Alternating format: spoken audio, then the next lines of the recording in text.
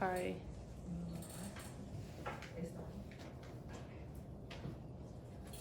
Okay, so this is our data meeting, and, I was going to project the agenda, but the projector's not working.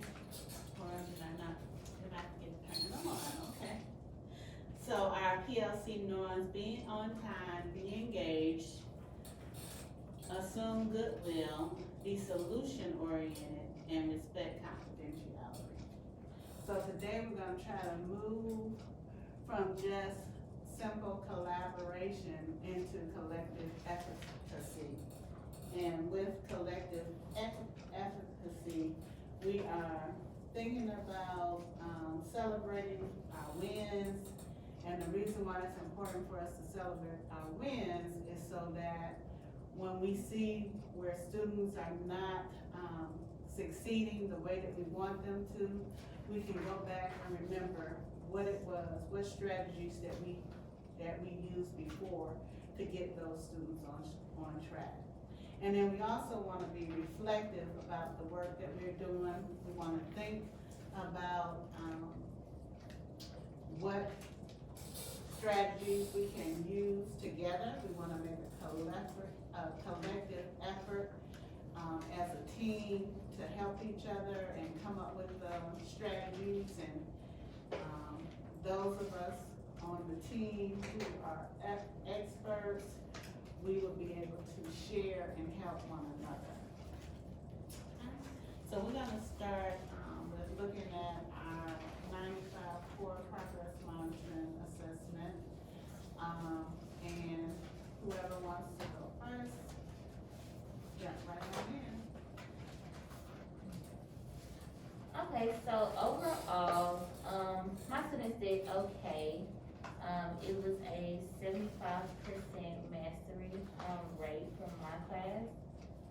And within looking at the certain domains, all of my students except for one did great when it came to sorting the words between closed syllable words and long vowel silent E syllable words.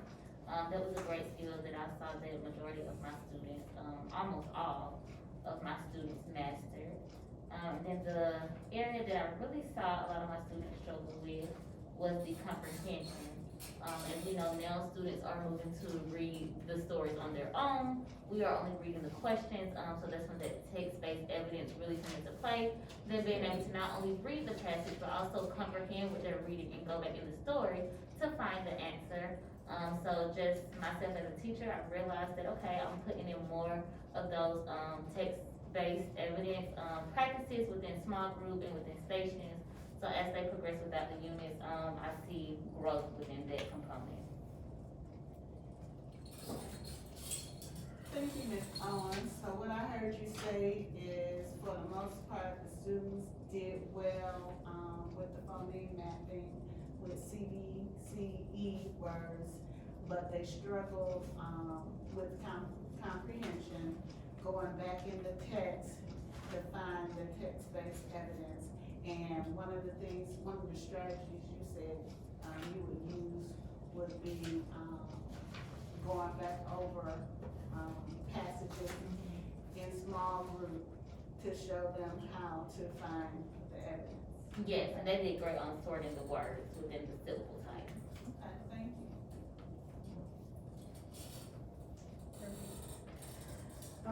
For my class, I had about 3 students who didn't complete it, but of the students that completed, it's about half and half. For the students that didn't pass, I noticed that the sound mapping and comprehension was a problem. And for the students that did pass, they may have missed the one with the 3 syllable blends, and they got the rest of them correct. But I can focus on reteaching sounds, pulling words apart, and focusing on that silent E, because a lot of students were forgetting to write the silent E, and building comprehension skills. Okay. Do you have a percentage of the students that passed? The students that got below 70, I had 7 students. students that scored between 71 and 80.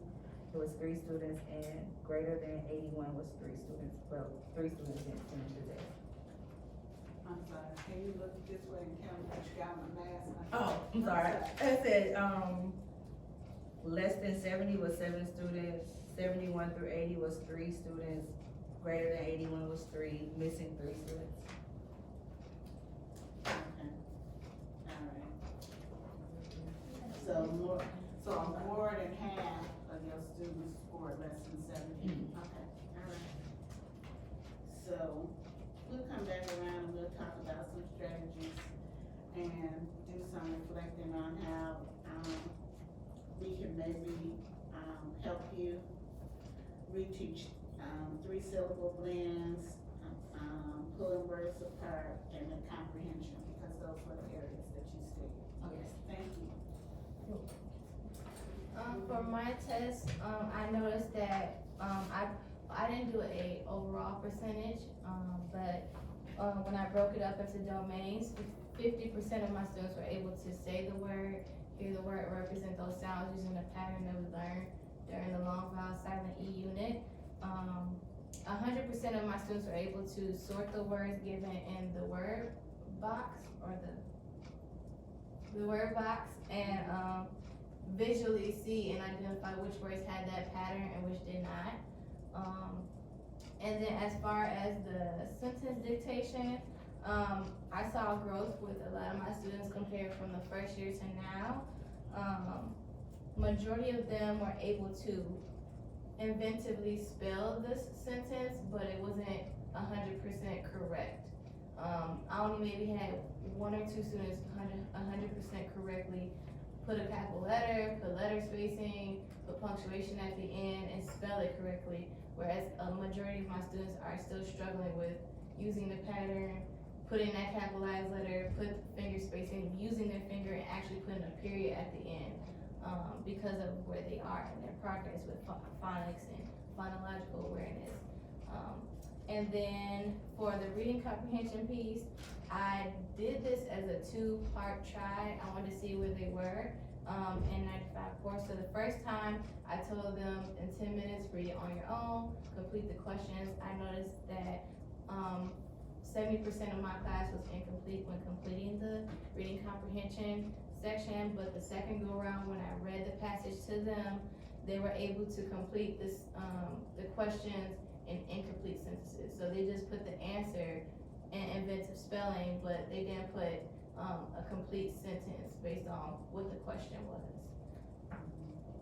Next steps as far as my data is to work on reviewing those diagrams and those vowels, because I see a lot of my students are still struggling when and when not to use the long and short vowels within a word, and also just push phonological awareness, because I see that a lot of students are struggling with hearing the word and saying the word for themselves and spelling it on their paper. When I would say the word, they can hear all the sounds correctly and they spell it, a little bit better. It's not 100% correct, but when they do it on their own, it's a whole different story. So I say that that's something that I wanna work on next for the last remainder of the school year. Okay. Well, Demi, one thing that I heard you say was the word growth. And I know that, at the beginning of the year, you would dictate those sentences and your student would just sit there and not attempt to write anything. But it sounds like almost all of them attempted, even though they still were struggling with, putting capital letters and punctuation marks in there.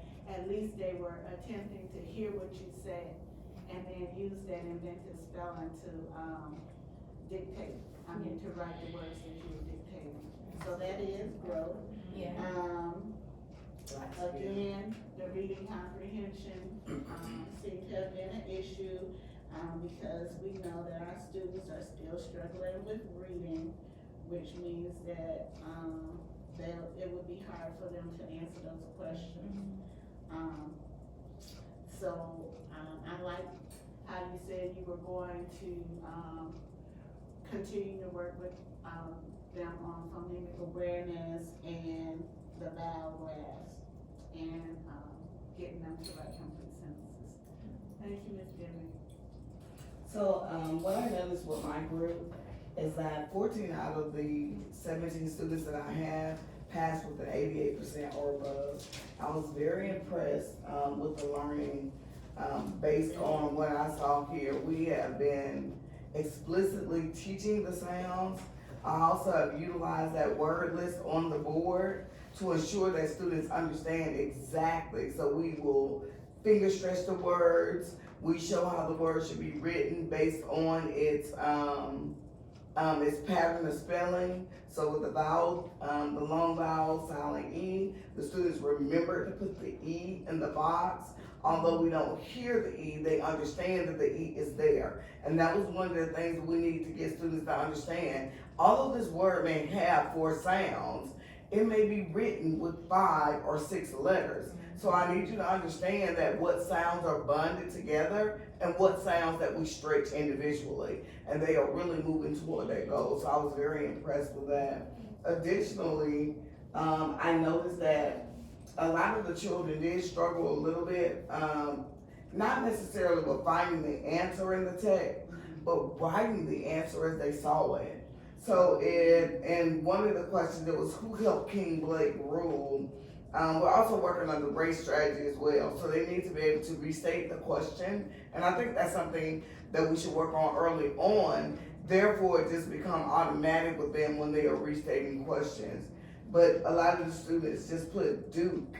They didn't realize that Duke and Steve he was a Duke. So Duke, the meaning of Duke is some royalty. So that was a part of his name. But instead of them writing it in uppercase letters as they saw it, they wrote it in lowercase letters. So we're gonna review common and proper nouns again. I also saw some sentence structure problems that still, even though I let them know when we started from the beginning that each sentence begins with an uppercase letter and ends with some punctuation. I did have some students still omit that out of their writing. Although they wrote the answer correctly, you omitted that, so they lost points on the capitalization and the punctuation. So we did discuss this after we finished.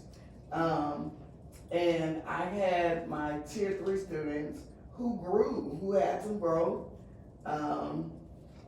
in a lot of areas, but we still need to work on the sorting with one of the students, but the other 2 got the sorting on point. I was very impressed with that. They sorted the words accordingly, and they knew, some of them even knew that the grass was a floss rule.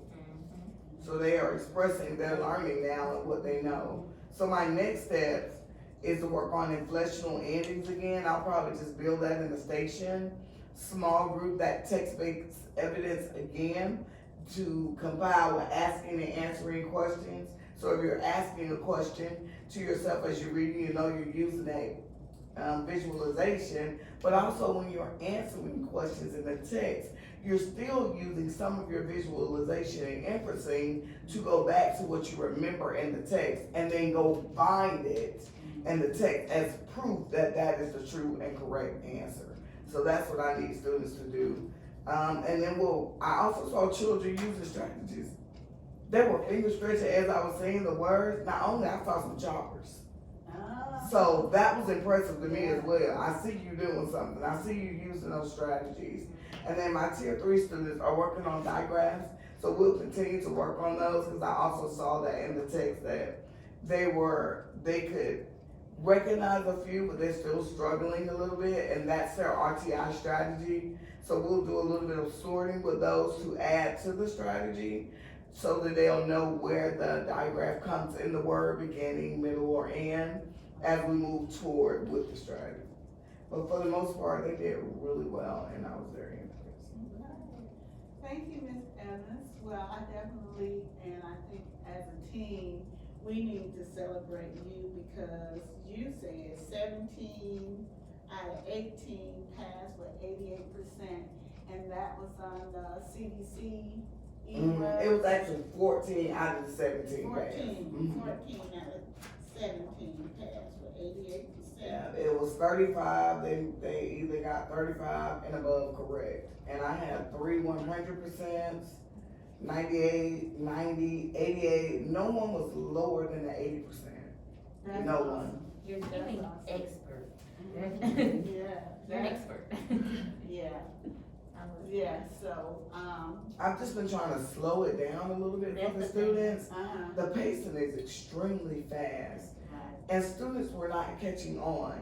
So I had to be a little reflective on my end as a teacher. What can I do to help them gain the understanding, right. but just slow it down, but not too slow where it takes away from what I'm literally supposed to be doing as a teacher. Mhm. So the instruction, using other students in the class for peer help, students really pay attention to their classmates, Right. and they respect their level of learning. And so when I started pairing students with other students and also reteaching a little bit the day before, even we say on yesterday, we don't always get to everything, do we? So on yesterday, we might talk directly about what the standard was, but these are some things I need you to keep in mind as we're moving forward with the learning. All right, so one common thing that I heard from each of us was that, we are struggling with them writing sentences, complete sentences, using, capitalization, punctuation. So we're gonna reflect on that as a team, and we each gonna write a strategy. Ooh, and we're gonna see if we can, first of all, I wanna see if we come up with the same ideas, and then, we're gonna try to implement that strategy as a team, because we wanna, move away from just one class getting it, one class using the right strategies, but we wanna know, I feel like we as a team should work together and share what we know to help each other. And I think we all feel that way.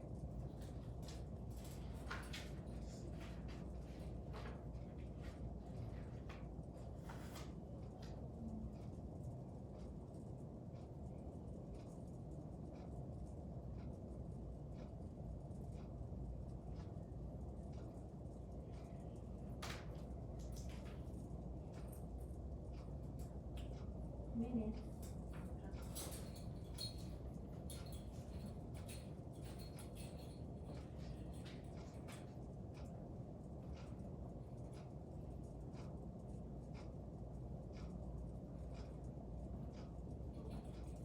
Okay, so, Ms.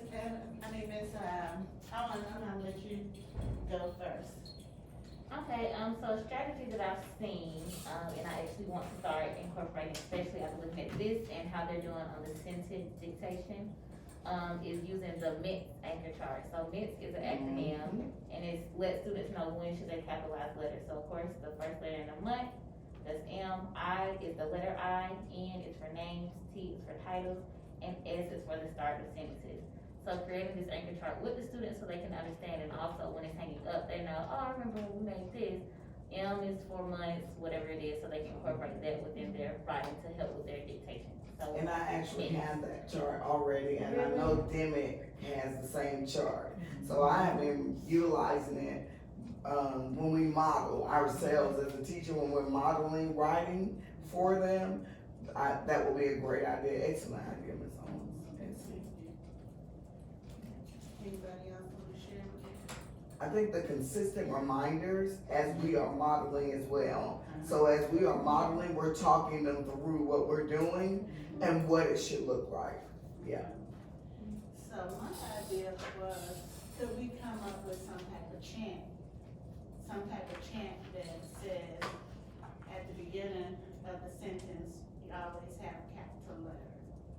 At the end of the sentence, you have punctuation. Some type of rhythm, That would be cute. clap, some type of chant. So a chant. I was thinking along the same lines, but, I know the last couple of years, I saw this video, and the teacher had them doing kung fu punctuation. And so often would teach them how to use punctuation using like kung fu moves, so the period was like, hiya, and then the exclamation was like, hiya, and then they would just move on from there, but, right now I'm just trying to get them to use the period, and then build that difficulty. But that's one, and then also I have been, I bought, what's it called? It's a book set, and Miss Evans has it kinda, I think. Yeah. And it has like capitalization, verbs, nouns, but it's a story that they tell, and it gives you, like, it's a story on the content. So there's a book about capitalization, but it's a story about capitalization being Yes. used and what happens if capitalization isn't being used. And it has pictures and like examples, and it's interactive, and they have questions tied to it. So that's what I've been using, but. So you're using literacy Yeah. to help students conceptualize. So as we are using that book, I know exactly what book she's talking about. We can actually use an anchor chart. So we've written a story with no punctuation. Well, what's going on here? What's happening? Yeah, it's like And that also family. goes to voice and fluency. So students need to understand that how you read that story without punctuation is gonna be totally different than the way it's read with punctuation, because your voice changes as you are reading a story with various types of punctuation.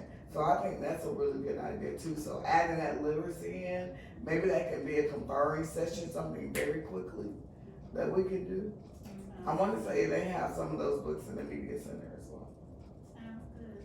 So what we'll do is we will, take our ideas back, implement one thing, and then come back and share again. But overall, I think it's been a productive meeting with you guys. Thank you. Yes, absolutely. All right, time keeper, where are we at? 10:15.